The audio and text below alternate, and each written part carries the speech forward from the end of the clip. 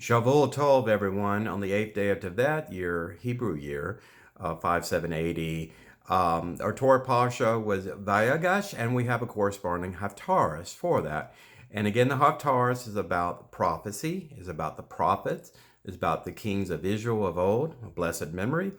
But something really touched my heart so much from Ezekiel, the wonderful father of Kabbalah and Babylon along the River of Chebar. And I want to read a little bit here. Turn with me to chapter 37, verse 15. And we're talking about the Lord is speaking to Ezekiel. And when God speaks to a prophet like this, he refers to him as the Son of Man. Interesting. We don't speak that way anymore, but back then this is how prophets received messaging from God. So I'm going to summarize this. So what God is saying, Ezekiel, take one stick and write upon it representing the northern tribes of Israel, the 10 tribes of Israel that were absorbed into Assyria. You know, there was a great civil war between Judea and the northern kingdom. Anyway, Ephraim is representative of everything that's north of Jerusalem. Okay, so he said essentially write the name of Ephraim on one stick.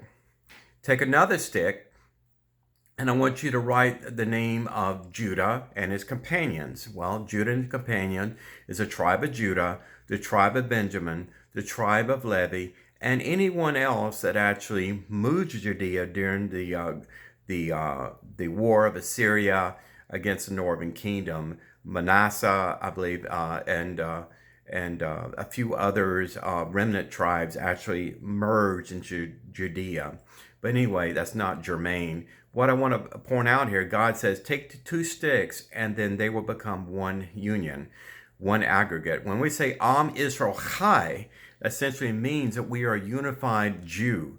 It doesn't matter what denomination we find ourselves in, whether we're Reform or Ultra-Orthodoxy or Hasidim. It does not matter if we're with Chabad. It doesn't matter. At the end of the day, Am Israel Chai means that we are the aggregate.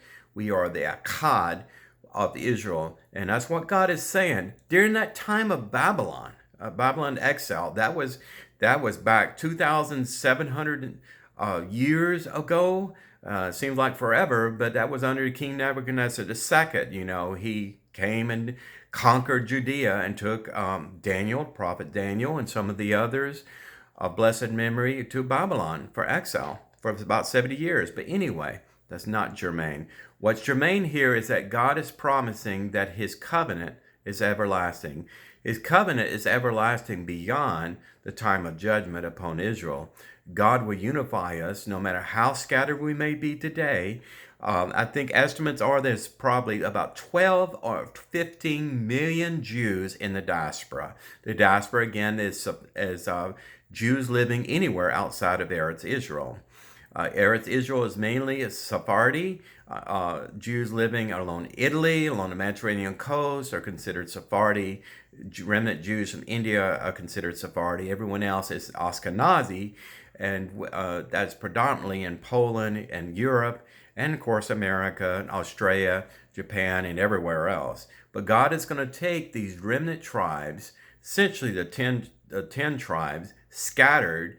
A lot of people don't even know they're ethnic Jewish. A lot of people were born of ethnic Jewish bloodlines on their father. Some people were born, if they're lucky enough, with ethnic tribal Jewish ancestry on their mother. Some are born on both. But if that was not passed down to them when they were a child, they may not even know they're ethnically Jewish or part of this prophecy. So just a moment, moving forward here, I'm just going to read a few verses here. So Hashem told Ezekiel to put the two sticks together and they became one. And then God says, I will make them into one nation in the land upon the mountains of Israel, and one king shall be over them, all as a king, and they shall no longer be two nations. A king generally unifies tribal disputes among people. So neither shall they be divided into two kingdoms anymore. Okay, again, there's two kingdoms around 700 years ago. There were two kingdoms, but today there's primarily Jews are scattered throughout Eretz Israel among Arab neighbors and things of that nature. But the vast majority of Jews are still exiled, maybe by choice, in other nations. So God has said, I'm going to unify these people. So what point in time is God speaking to Ezekiel? It's far in the future, folks. The age of the Mashiach. These are the days of Mashiach in which God's knowledge, He will put the knowledge of God, the knowledge of the Torah, the thirst and hunger for the knowledge of God in every Jew, every person on the planet, and call them literally back home to Israel. And God says, and they shall dwell on the land that I have given them to them, my servant to Jacob. Servant of Jacob is synonymous to Israel, folks. You can hear it read throughout the book of Isaiah.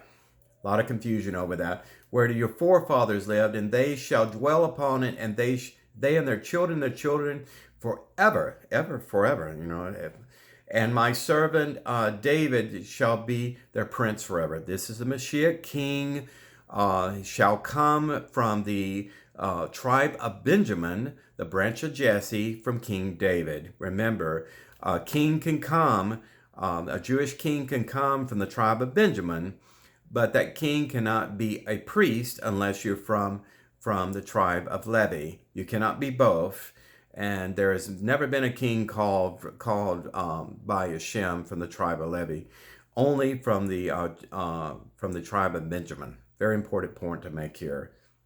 And I will form a covenant of peace for them, an everlasting covenant shall be with them, and I will establish them, and I will multiply them, and I will place my sanctuary in their midst forever. The sanctuary is the Mishkan. It is the new temple. It's the third temple. God will place the temple there as a center point on Mount Moriah, the threshing floor that King David bought from Arumah, the Jebusite, a long time ago.